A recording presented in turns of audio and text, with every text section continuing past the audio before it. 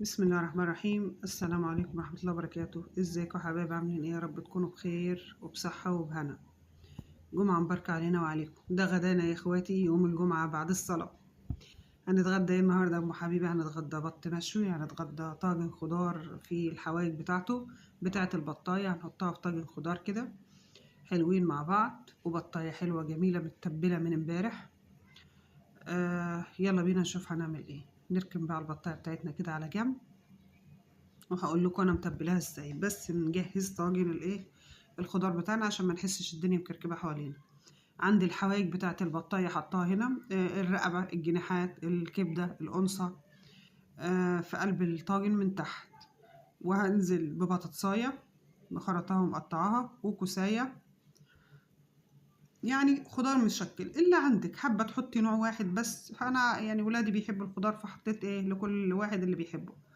فحطيت كوسايه، جزرايه، بطاطسايه، شويه بسله، وقطعت طماطمايه سلطة. انزل كده ايه، يعني واحدة واحدة كده. انا كنت خايفة الطاجن ما ياخدش، بس الحمد لله. عندي هنا بقى قرن فلفل حامي، وعندي طماطمايه مقطعاها سلطة، وحبة شبت على كزبرة كده. كده ايه، نزلت الخضار بتاعي كله. هو طبعا لما يستوي اصلا هيهبط لوحده يعني. عندي بقى هنا ايه، بصلاية مقطعاها ايه، شرايح كده. هاخد منها شوية لان انا عايزة بقيت كمية البصل، يعني مش هحط كمية البصل كلها. طبعا انا بعد ما قطعتها رشيت عليها شويه فلفل اسود كده عشان البصله ايه ما تعملش ريحه. عندي هنا بقى ايه، بهارات، ملح، رشه سكر، آه فلفل اسود، بهارات مشكله او السبع بهارات، وورقه لوري. ماشي. عندي بقى هنا ايه، طماطم، عصير طماطم مضروبه كده في الخلاط. هنزلها على وش البرام بتاعي او الطاجن بتاعي، واحده واحده كده اهو. شجعونا بلايك وبكومنت حلو. طبعا ايه كده خلصت طاجن الخضار بتاعي. اخش بقى ايه على البطايه. البطايه دي انا تبلتها ازاي يا ام حبيبه؟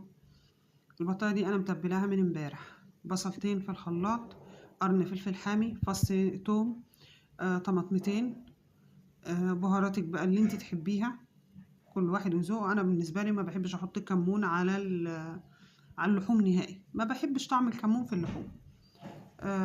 عود خضره كويس. آه هديها يعني هدغسها كده او هخرمها او هفتحها بالسكينة بشوكة.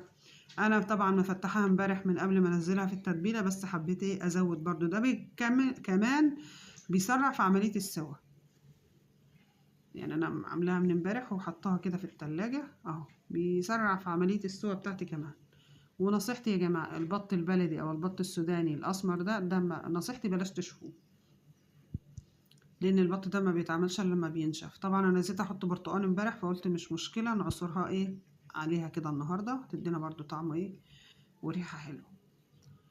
ده بط من الابيض اللي هو المولر والحاجات دي، اللي يعرف انواع البط يعني. وكمان ما يتشواش وهو ناشف، يعني في بدايته كده بيكون لسه في عزه كده، بيبقى طعمه حلو وبيتشوى بسرعه ولحمته بتبقى حلوه. طبعا بط مشوي يعني اكياس حراري، بط مشوي يعني اكياس حراري. هاخد بقى ايه البطاية بتاعتي بكل تفاصيلها، انزلها في الكيس الحراري بتاعي. يعني انا كنت بقول الكيس مش هياخد، لا طلع الكيس كويس حلو واخد البطاية الحمد لله. هنزل بقى كل الخلطة بتاعتي دي، هنزلها جوه الكيس. وعندي بقى ايه، البطة هتشرب كل يعني حتى لو سايلة شوية البطة هتشرب كل ده. عندي هنزل بقى شوية البصل بتوعي اللي باقيين معايا، وعندي حتة زبداية كده ايه هنزلها جوه يعني مادة دهنية، هحطها جوه البطاية كمادة دهنية ايه، مع البطاية بدل ما احط زيت وكده.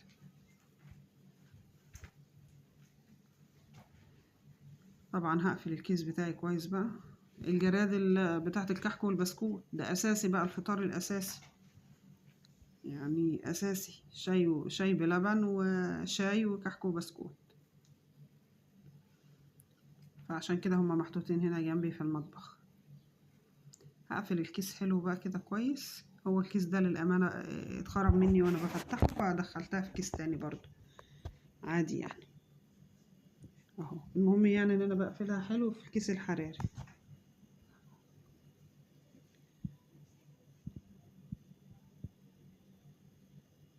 نزلت بقى شويه من التتبيله دي في قعر الصينيه، عشان لما يعني احط مثلا شويه ميه في قعر الصينيه عشان ما تتحرقش. يعني بدل ما تبقى ميه من غير حاجه، لا يبقى فيها شويه تتبيله. فتحت الكيس، طبعا هنا الكيس اتفتح مني، فانا حطيتها في كيس تاني. طبعا حطيت بقى ايه قشرة البرتقانة اللي فاضلة دي جنب البطاية كده. ويلا بينا هناخد كل الحاجات دي بتاعتنا ونروح فين. تعالوا اوريكم احنا هنروح فين. شايفين بقى البطة وجمالها بكل تفاصيلها وبكل حركاتها.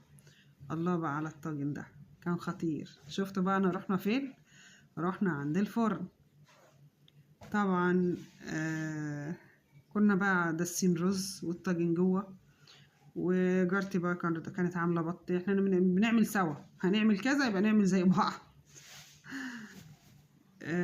مالكمش دعوه بالفرن اللي مهدود، والله احنا اللي خالعين الطوبه دي، عشان جارتي كانت بتعمل قرص والصاج ما كناش عارفين ندخله الفرن، فشيلنا الطوبه دي علشان نعرف ندخله، وما عملتهاش لسه بقى تاني.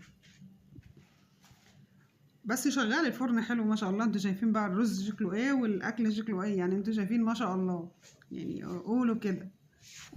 يعني الشاطرة مش عارفة ايه، الشاطرة بتعمل بأي حاجة. الله على الجمال بقى وعلى التفاصيل. شايفين البرايم بقى والرز والجمال. الطاجن جوه هناك في آخر الدنيا. هطلع لكم كل حاجة وهوريكم دلوقتي. والله شايفين الجمال. الله تسلم ايديك يا بنت ام حبيبة، والله من يومك وانت شاطرة. يعني بشجع نفسي شوية اهو. الطاجن طبعا انا مغطياه كده عشان يستوي على مهله. البطة بقى هبتدي ان انا اطلعها من الكيس. شايفين هي بدأت تفتح اهو، من السوا بتاعها بدأت تفتح اصلا يعني. فهحب ان انا اطلعها من الكياس كده ايه. اللي عليها ده شبت يا جماعة، والله اصلا ده ريشها ابيض مش اسود. ده شبت والله. شايفين بقى الطاجن عامل ازاي دايب هو كده. بصوا استوى على نار هادية مع نفسه. طبعا شربت الرز، حطيت له السمنة بتاعته وزقته في الفرن تاني. والبطاية بتاعتي برضو حطيتها كده تاخد لون.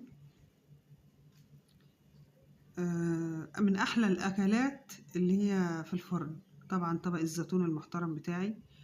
الله على البطاية، الله على برامين الرز، والله على طاجن الخضار. ودخلنا خدنا اكلنا ودخلنا بقى من عند الفرن. دخلنا براحتنا كده. عايزه اوريكم بس التفاصيل والبهاريز اللي في قلب الطاجن. بصوا يعني شايفين الشوربه اللي تحت. زبده يا جماعه اهو. والله العظيم يعني طعمها كان تحفة بصراحة. كله ني في ني كده، وخش على الفرن استوي على نار هادية. الله على الجمال، والله على طبق الزيتون اللي بيلمع ده.